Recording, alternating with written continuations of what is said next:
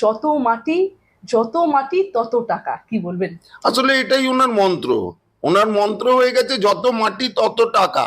সেই জন্য শাহজাহানকে দিয়ে, কোথাও জাহাঙ্গীরকে দিয়ে, কোথাও সেলিম লস্করকে দিয়ে উনি মাটিগুলোকে দখল করছেন। আপনি জানেন যে শুধু শাহজাহান বাহিনী নয়, জাহাঙ্গীরও আছে ফলতায়।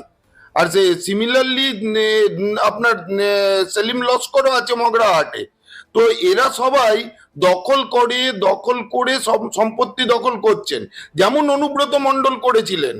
পার্থ চ্যাটার্জিরও প্রচুর জমি জমা বেরিয়েছে, যেগুলো ইডি সিবিআই সিজ করেছে।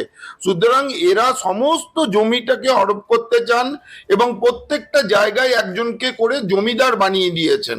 তৃণমূল প্রত্যেকটা জায়গায় একজনকে জমিদার তো দিয়ে দিয়েছে, ঠিকাদারি দিয়ে দিয়েছে। তার তোমরা যত খুশি জমি নাও, ওই খালি তোলা সেনের ফর্মুলাটা মানবে। ভাই, তোমরা 25%-এর বেশি নিজের কাছে রেখো না, 75 ভাগ ঠিক পাঠিয়ে দাও কালীঘাটে। এটাই খালি হচ্ছে তৃণমূলের মূল মন্ত্র।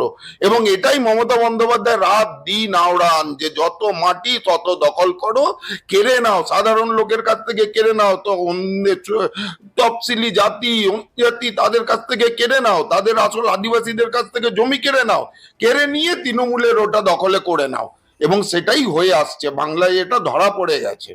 সেই জন্যই উনি রামকৃষ্ণ দেবকে বিকৃত করেছেন, আর রামকৃষ্ণ মিশনের ওপর আক্রমণ তো উনি করেইছেন।